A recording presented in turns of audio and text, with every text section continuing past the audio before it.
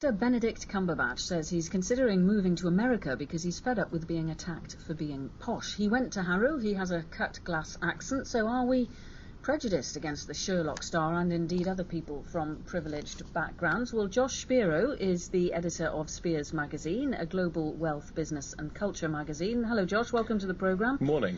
Alika Innocent is from Splot in Cardiff and she describes herself as working class. Is that fair, Alika? That's correct. OK, thanks for joining us this morning. Josh, first of all, do you have any sympathy for Benedict Cumberbatch? Obviously, bullying or teasing anyone for who they are is not right. You know, that's a given. I don't have that much sympathy for him because I think when you're in quite a lucky position, you know, you're a very successful actor, beloved by millions, a very recognisable face, constantly in work, you probably should suck it up. Alika, what do you think? Well, yeah, I kind of agree with Josh on this point. You know, he comes from a wealthy background. If you've got the talent, then it doesn't matter where you come from, really. You could come from a normal working class background like myself, or you could come from a very wealthy background. As long as you've got that talent and it shows through, I think that's all that should matter, really.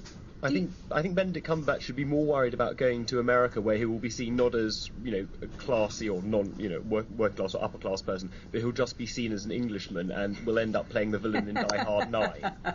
You make a very good point there, Josh. They're always casting Englishmen as villains, aren't they, in American blockbusters? But more generally, Alika, do you think that there's a prejudice against posh people or people who are perceived as being posh in the UK?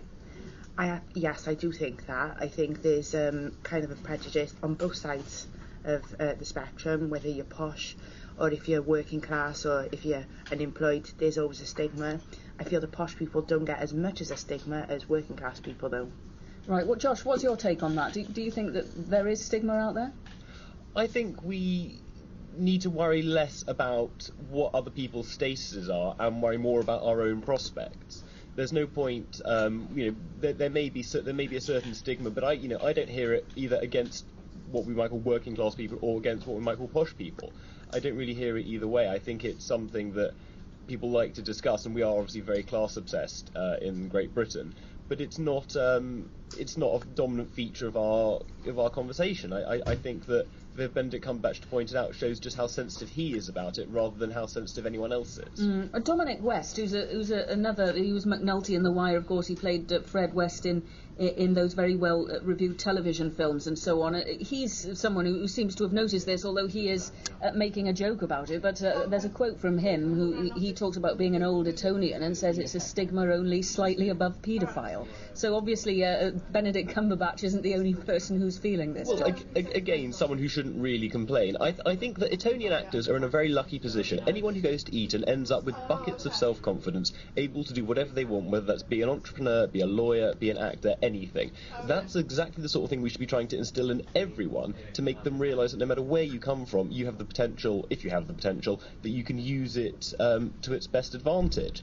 Alika, what about accent? I mean, how important is that? If you have a strong accent or an accent that betrays where you come from, whether it's a rich, privileged background or whether it's a poorer background or a regional accent, do you think that people are quicker to judge?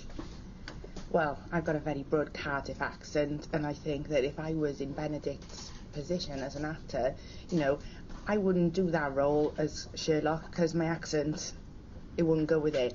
Same as I don't think that he'd be very well suited to a comedy aspect role. I think, the type of work that he does is very British and it's upper class, and it's just like that. Well, I beg to disagree. Having heard Benedict Cumberbatch on several Radio 4 comedy shows, he can do anything. That's what actors are good at. And I'm sure if you were a very good actor, you could play Sherlock too. You'd be able to take on whichever accent you liked. Well, we're going to leave it there. Thank you both very much indeed for talking to us. Josh Spero and Alika, thanks very much for coming in.